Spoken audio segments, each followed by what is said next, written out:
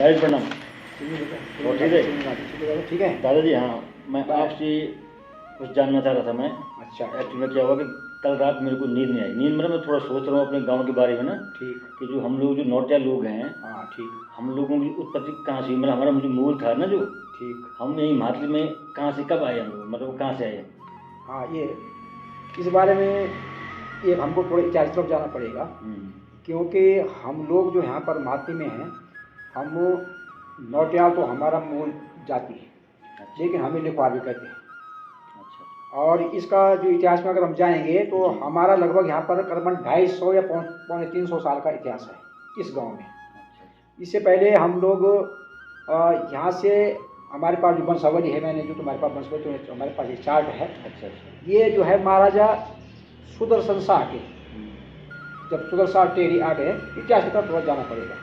जब सुदर्शन शाह जो है टेरी आ गए, उससे पहले कहाँ थे, महाराजा परमान शाह जो श्रीनगर थे, श्रीनगर। और हम लोग हैं कोटी श्रीनगर के मूल निवासी। मूल कोटी। कोटी श्रीनगर गिरी गांव के मूल अच्छा। निवासी। गिरी गांव के पास ही कोटी मूल श्रीनगर है।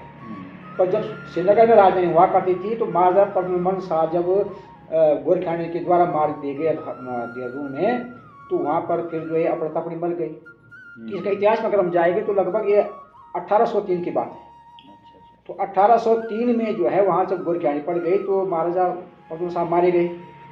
और फिर राजा नाबालिग था सुदर्शन शाह, तो उनको जो है फिर संरक्षण दिया गया, कहीं छुपाया गया उनको। और जब वो बड़े हुए 14-15 साल की उम्र में, तब उन्हें अंग्रेजों ने सहायता दी, और उसके बाद अंग्रेजों ने गोरखाने को भगाया। गढ़वाल में पूरा उनका राज हो गया था।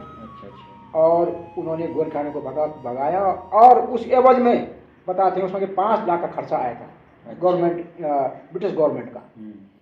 तो ब्रिटिश गवर्नमेंट का जो 5 लाख का खर्चा आया, उसके एवज में जो है ब्रिटिश गवर्नमेंट ने इनसे कहा कि हमें पैसा दो, इतना गोरखाने को भगाने में इतना रुपया लग गया, इतने लोग मारे गए, इतना फलाना हो गया। ये सरकार की तो नंगी थी, इस पर कुछ पैसा था नहीं। तो ब्रिटिश गवर्नमेंट ने जो है इसको पूरा जो है गढ़वाल, पल्ले गढ़वाल जो रियासत, जिसको आप पल्ले गढ़वाल कहते हैं, पौड़ी वाला जो रियासत है हमारे पास, ये जो है अपने पास उस रेवेन्यू के एवज में दे दिया।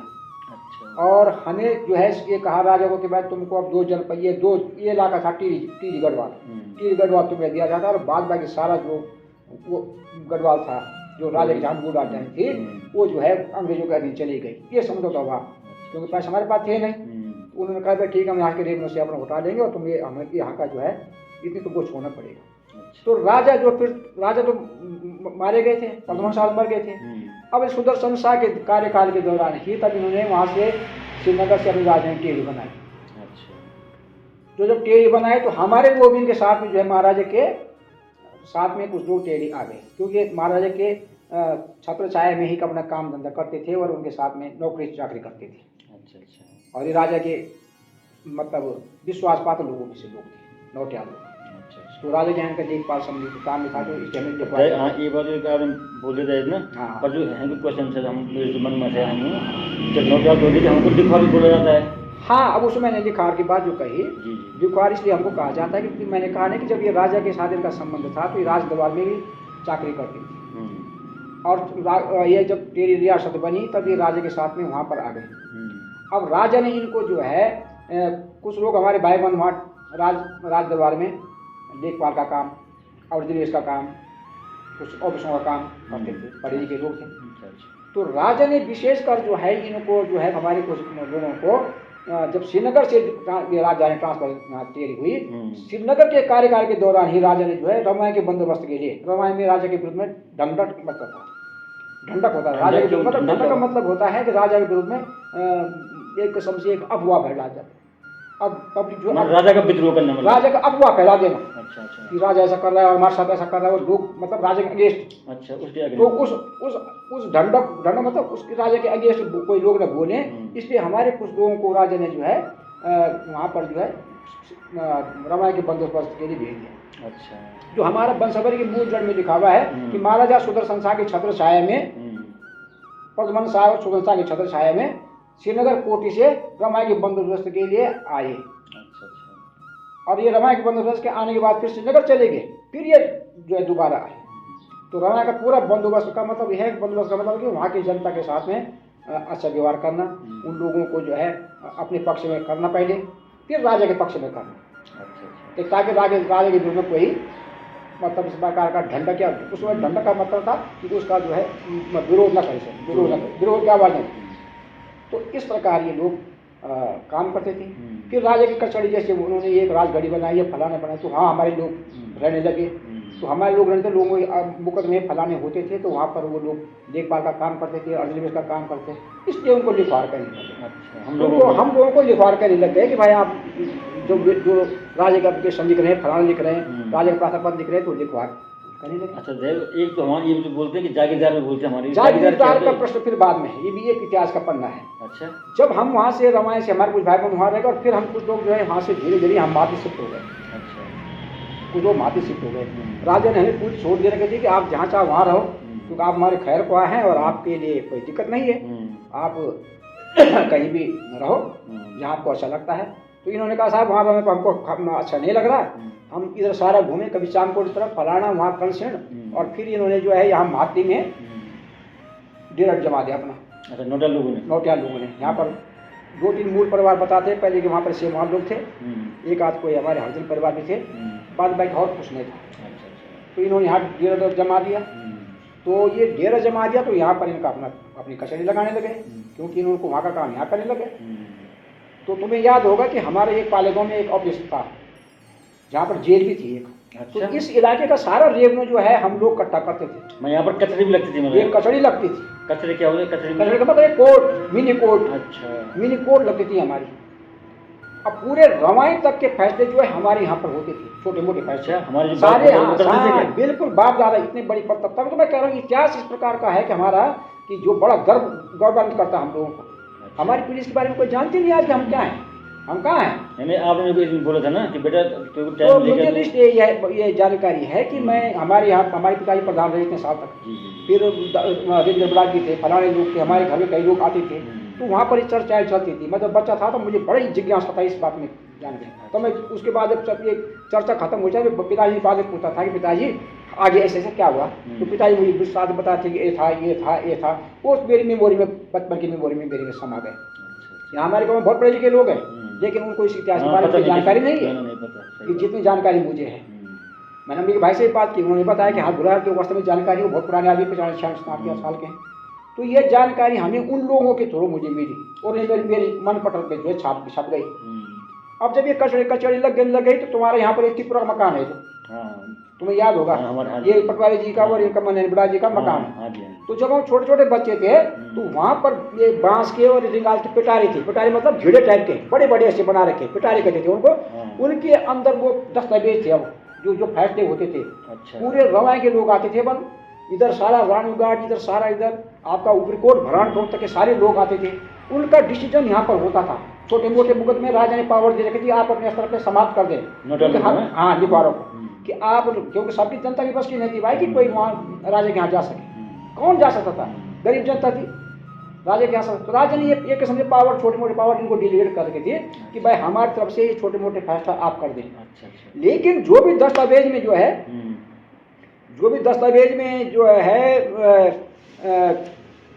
जो भी प्रार्थना पत्र दिया जाता था, वो राजा के नाम के लिखा जाता था।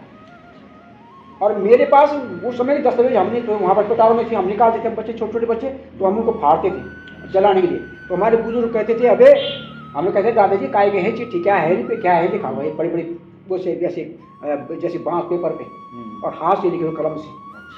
तो उसमें उन्होंने कहा, मूर्खों तुम क्या समझो कि हमारी क्या हैसियत थी, हम लोग कैसे लिखवाड़ थे, हमारी तो पूरी यहाँ कचहरी थी, पूरा कोर्ट था, ये फैसले है हमारे। ये वहाँ छोटी जेल थी ना, वहाँ पालेगांव में, वो पालेगांव में छोड़ दिए थे। अच्छा। लेकिन यहाँ पर वो फैसले जो पिटारी में थे, त्रिपुरा में पड़े हुए, उसको ने काट के कुछ हमने निकाले जलाने के लिए।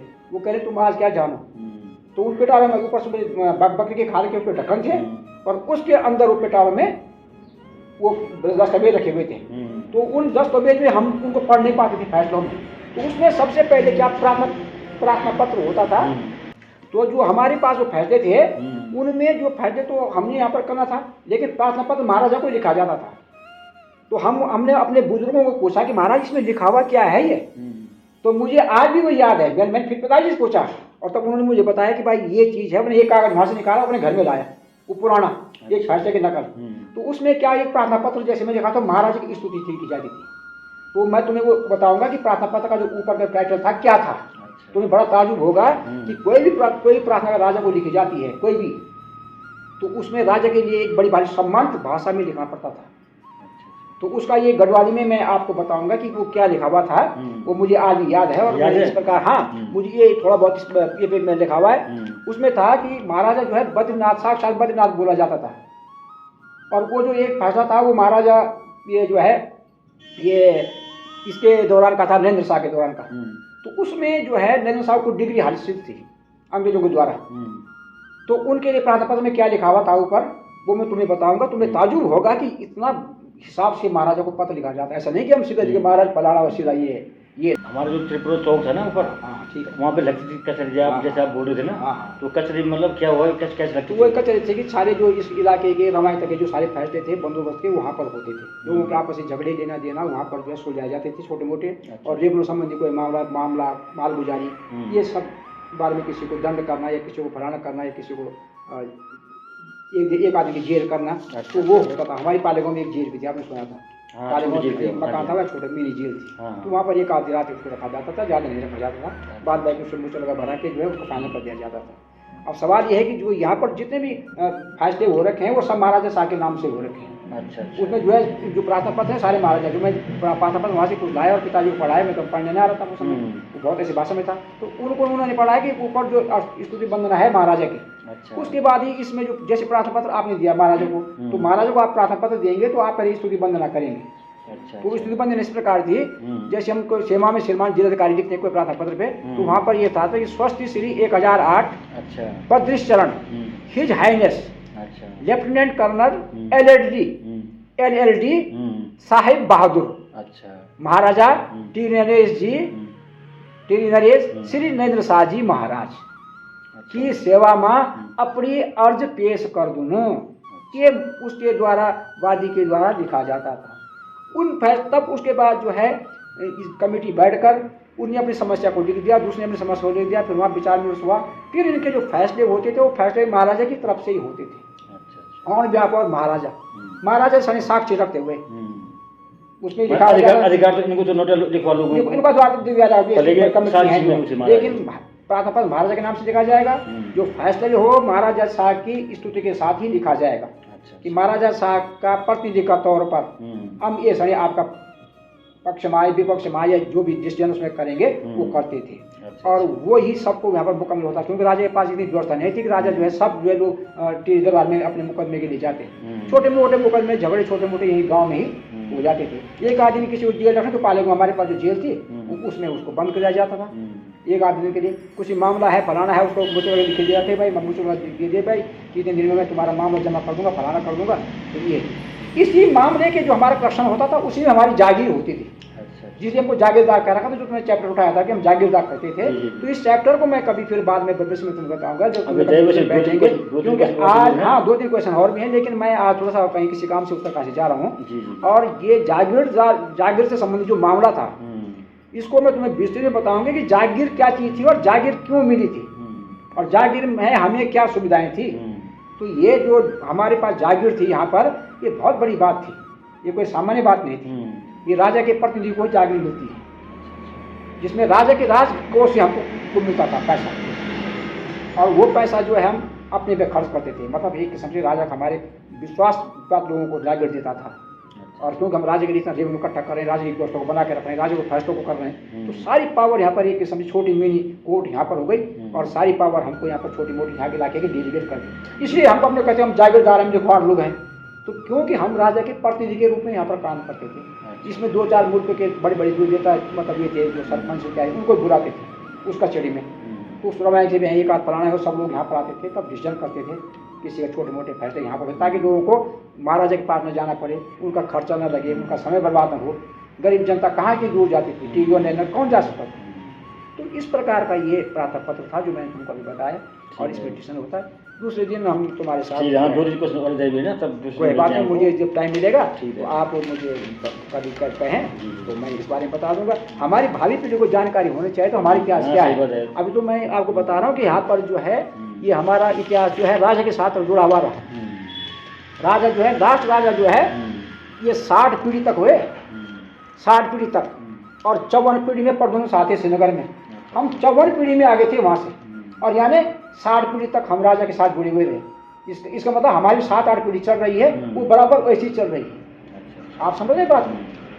क्योंकि हम राजा के साथ प्रद्युम्न शाह से श्रीनगर कोठी, जो हमारा इतिहास है जो वंशावली का, वहाँ से श्रीनगर कोठी महाराजा प्रद्युम्न शाह की छत्र छाया में, प्रद्युम्न शाह सुदर्शन शाह की छत्र छाया में गिरगांव कोठी से यहाँ आए। गिरगांव में हमारे भाई बंद है। और चलो नहीं बोलते कि हम लोग नोटी गांव से नोटी से हमारे भाई बंद गिरगांव आए। गिरगांव में नोटी वाला का बहुत बड़ा गांव है। हम गिरगांव की शाखा एक कोठी में है, वो हमारे भाई बंद है। और वहाँ के लोग कहते थे कि हम तुम्हारे भाई बंद हैं। बुजुर्ग लोग थे यहाँ पर एक वकील साहब थे उत्तरकाशी में गिरगांव के, तब वहाँ पहचान रही, वो हमारे दादाजी निकले, टाली बड़ा जी के, उन्होंने शोध करा। तो इस प्रकार का जो है ये हमारे देवेंद्र प्रसाद भाई पिताजी ने शोध किया, तो वो जो है दादाजी लगे थे। तो इस प्रकार ये इतिहास हमारा वहाँ से है और हम यहाँ पर पहुँचे हैं। और आगे का इतिहास जो है ये भी लंबा चौड़ा है, हमारे पीढ़ी को पता होना चाहिए और हम इसके बारे में आगे चर्चा करेंगे।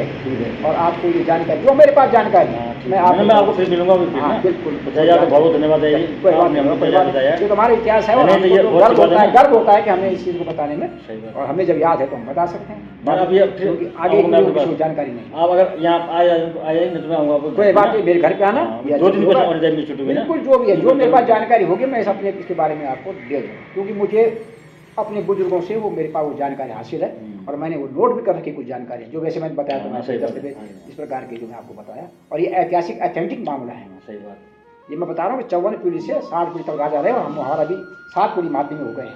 हम लोग 7 पीढ़ी में हैं, तो हमारा वंशावली ठीक लगभग उसी क्रम में चल रही है।